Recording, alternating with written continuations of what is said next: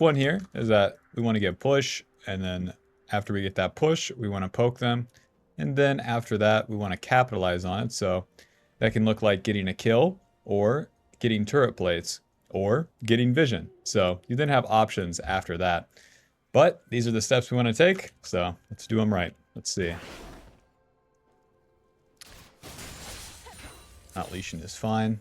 Go ahead and turn this up.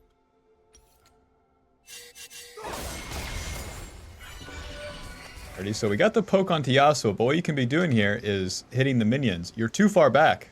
Here is like the max range of your auto attack onto this minion, right? To give up this position doesn't make sense. You can get hit by a Yasuo tornado. That's all they got right now. They spent Seraphine Q, and they got Yasuo's tornado. You can take a good 60 damage. It'll all be fine. But if you give up this position right now, then you're not hitting the minions. You're not hitting the minions. You're not getting push on the wave. And that's not good.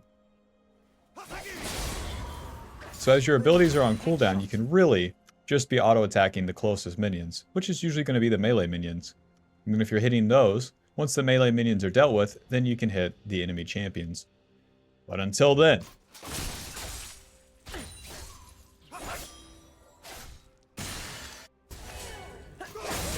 as the wave should never be in this sort of spot where they are getting the push onto you guys. It doesn't make sense. You guys should have a melee champ and an enchanter with way longer cooldowns than you on under turret and then poking them.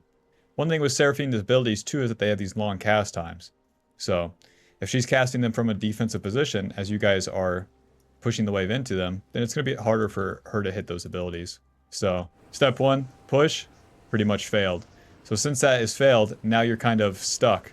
You're stuck in which you're playing on even ground. You do not want to be playing on even ground as Caitlyn and Lux, where you're fighting them on the minion wave.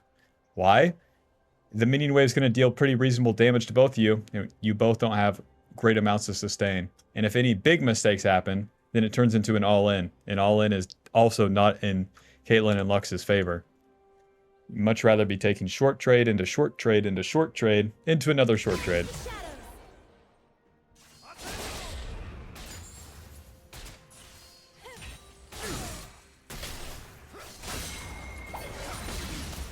Alrighty, here we are. The little purgatory getting pushed in. Now you can still land your E poke as you're getting pushed in. Nice. Just like that. Alrighty, got a kill on Seraphine. Keep poking the Yasuo. And now the wave is even again. So whenever the minion wave crashes against your turret, the minion wave, your minion wave will then start pushing back to the enemy. And then you can start doing step one again, get push. And then once we have the push, then we can start poking more. So you're doing this right, moving past the minion wave to be in the bush so that you can try to poke the Yasuo.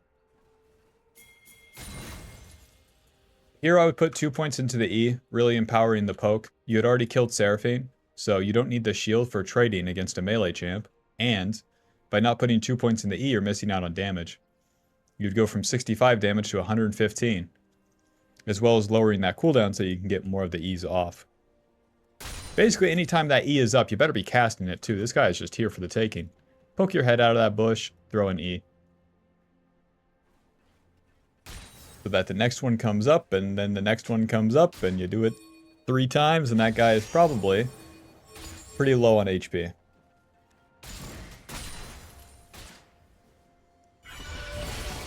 Okay, E goes wide, but... oh, that was the Q, I see.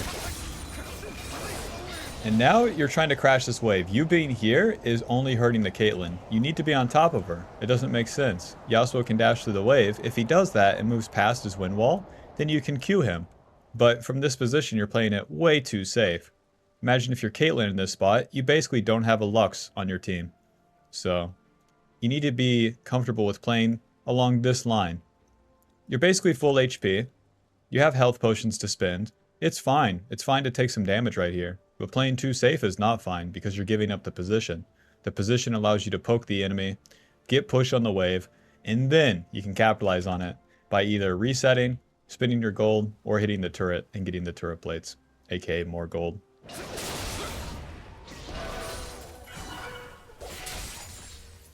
Whenever you play like this too, you're going to have to learn what the enemy laners do. And don't get me wrong, sometimes you'll die Sometimes you'll mess it up and that'll put you in worse lane states. But so long that you're compounding experience and figuring out how things go, then eventually you'll be able to outplay the enemy. But you're never going to get to that point if you play too safe, if you're behind the same line that your ADC is on. Because you're avoiding all the conflict, and then your ADC eats all the damage, and that's not good.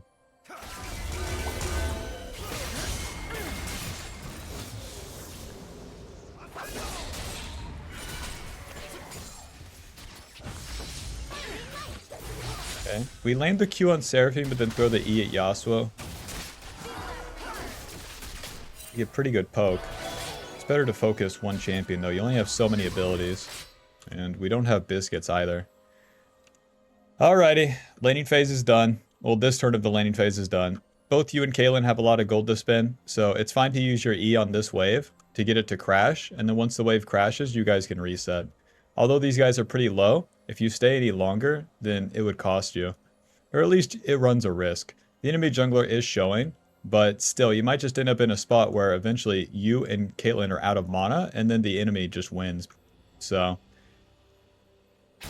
kinda damned if you do, damned if you don't with this lane state. Alrighty, we take the reset. They reset as well. We're back to lane. Ward dragon.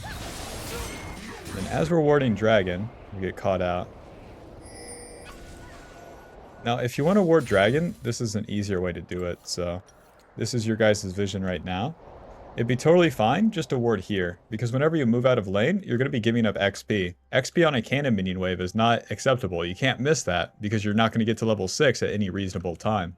So, if you want to check dragon, just put the warding trinket over this wall, and if you see it control warded, then that's fine, because then you can take that ward later. You would push this wave, the next wave, and the next wave, and once the minion wave crashes against the enemy, then you would go take that control ward on dragon. Or the enemy would show you what was happening. But here, not only do you miss out on this XP, but you also put yourself in the river, which is fine, but then you commit to the ward. Once you're committed to the ward on vision here, it gives the enemy just a bunch of signals to come attack you. You're a Lux that is in the river, seemingly all alone, without much support. So, here comes the Hound Dogs. Q, Windwall, E. Flash? Oh, we really need a flash over that wall. See you later. And now this puts Caitlyn in a super bad spot in which it's harder for her to crash the wave. She gets it in. It's fine. But dying there, not good. Not where you want to be as a Lux support. In the river, no thanks. If you stay in the lane as well, you make it more of a challenge for the enemy to come attack you.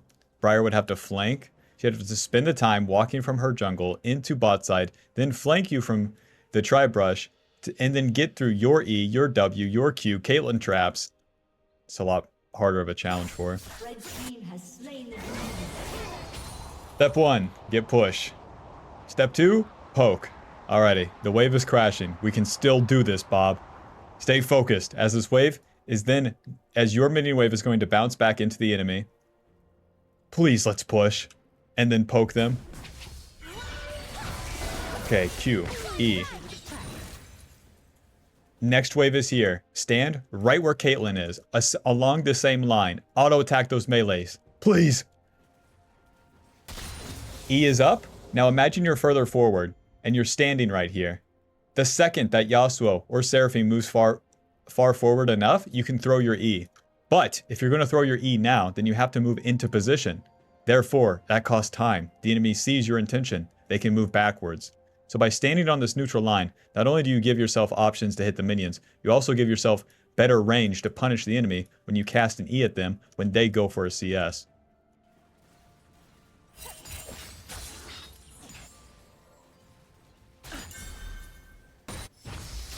Q. E. Nice. Bob, why are you so far back? Get on up there. Get on up there. Auto attack that Seraphine. That Yasuo at most does 100 damage to you. Be brave.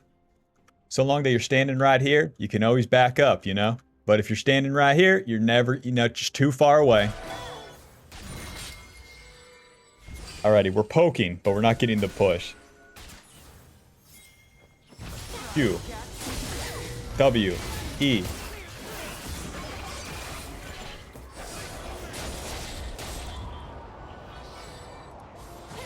Alrighty, so here's how Challenger Lux would do it. You're trying to bait for the Kayn gank, okay? So, you're too far back once again. The enemy has no reason to move forward. They only have reason to run away. So, Challenger Lux moves up like an idiot. You ask the enemy, do you guys want to hit me? Because you won't die. And then if they choose to hit you, then you have a better chance to land your Q. They're not going to kill you in time before the Kayn shows up. And then you can also slow them and deal more damage. So, throwing the Q like that, way harder versus walking right up. Yasuo would have given it to you, you know? Get as close as you want and then Q them in the face. And then Kayn has an in, especially if the enemy commits forward.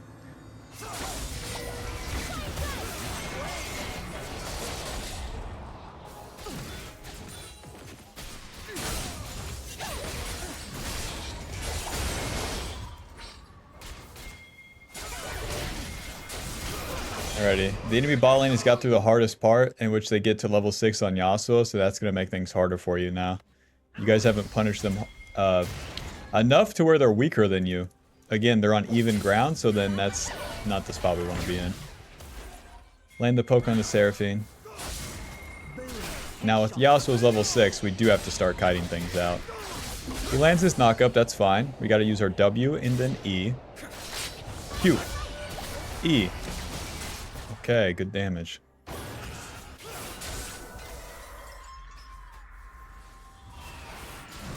Here you have two options to stay or recall. I think staying is fine. But you need to maintain your mana for whenever they crash the wave. As soon as this wave is crashing, you can channel your recall right here. You don't have to help Caitlyn CS, you get the XP, and then you can be back in lane faster. But with this low of resources... Okay. Lost chapter, amped him, off we go.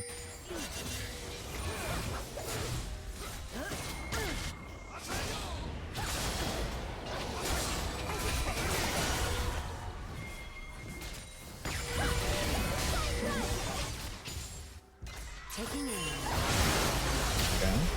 Nice, we catch them out. Push, push, push. Keep pushing, keep pushing. Oh. Help Kayn with Dragon, it's okay.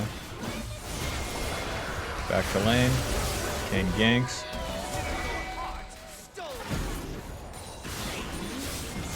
So here Yasuo uses his wind wall. That's a super crucial ability. That bad boy's down for 24 seconds, okay.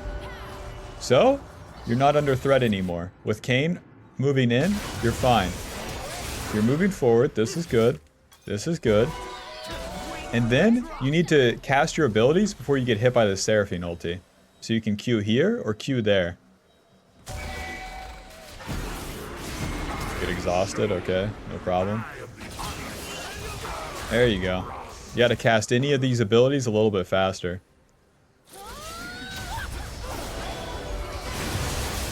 So whenever Yasuo dashes towards you here, it seems bad, but you're fine. You're fine. You're not going to get one-shot by him. If you cast your Q and then your W, you even have exhaust up, then you're going to live for sure. So to flash away is just way too defensive. And that's the common pattern here.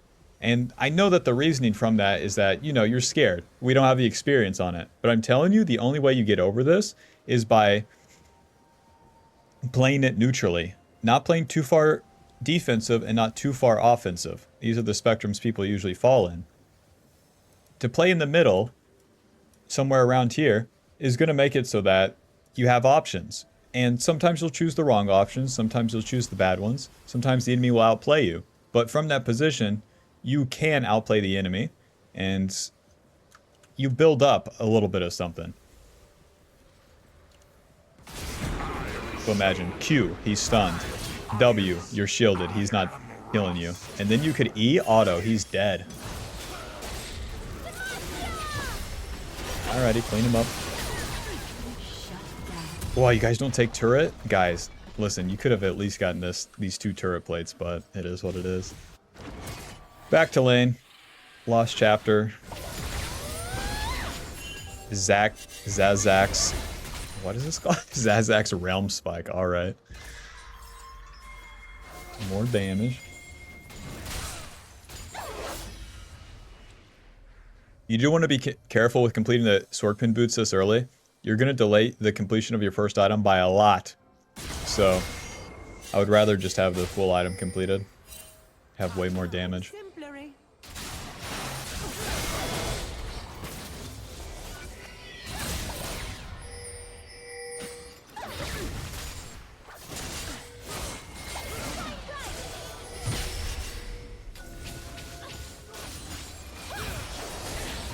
Okay, I'm really going to speed up the laning phase now.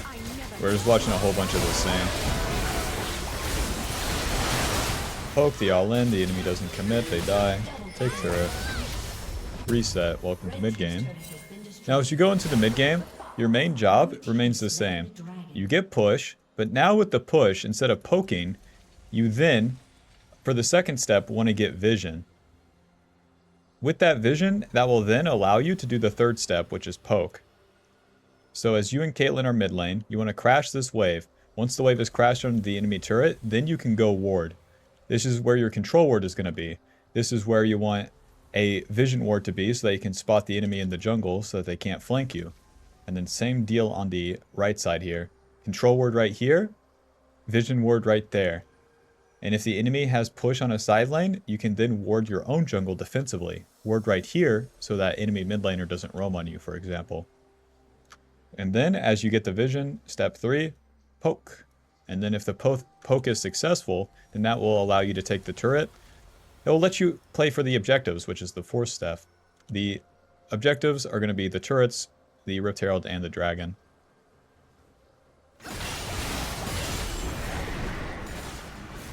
Red team's turret has been calibrating.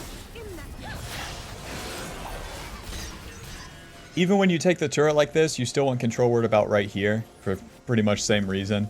Getting deep vision as Lux, don't worry about it. Don't worry about it unless you're working with your jungler. Just focus on this ward and this ward for now. Okay. Q, E, auto, moving. Okay, Q, Q, Q, Q, Q, Q that Mordekaiser right in front of you. Oh, not these guys. See, you're reaching. This guy, right here, right now, with the cane. These guys, nobody can follow up on your CC. Ulti. It's good damage. It's good damage, but nobody's going to be finishing them off. Meanwhile, uno, dos, tres.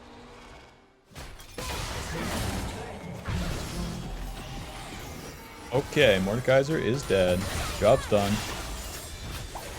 Careful, careful. After that play is done, you don't identify it. Everyone has gone to farm. When your allies are reset or farming, that's your time to reset yourself.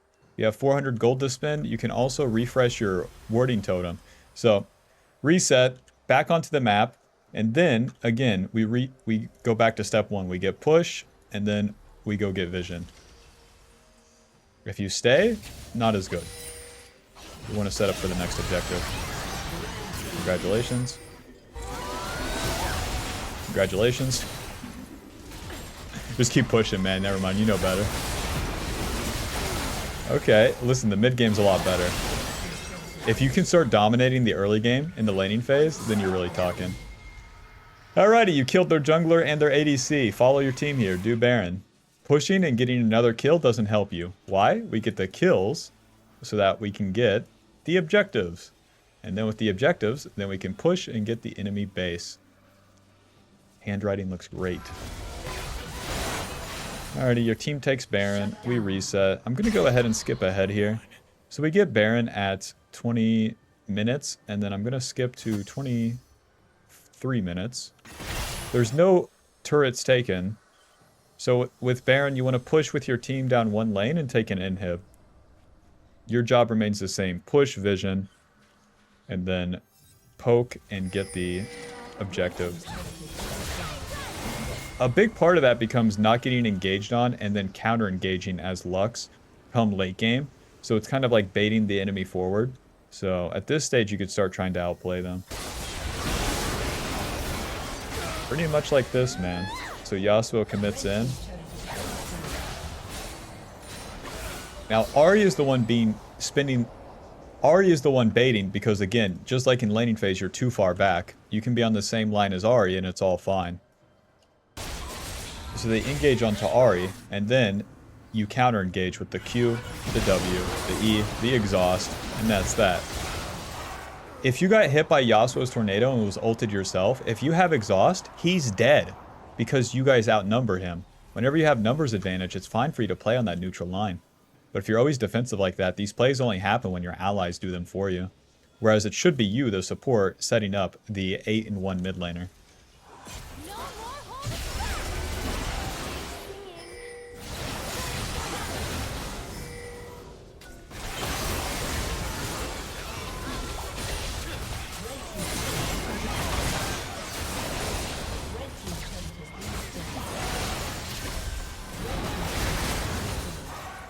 Winning the ARAM hard as hell. We're not dying and getting all the kills. This is where your playstyle owns. Do the defensive playstyle like mid and late game, but play neutral early and mid game.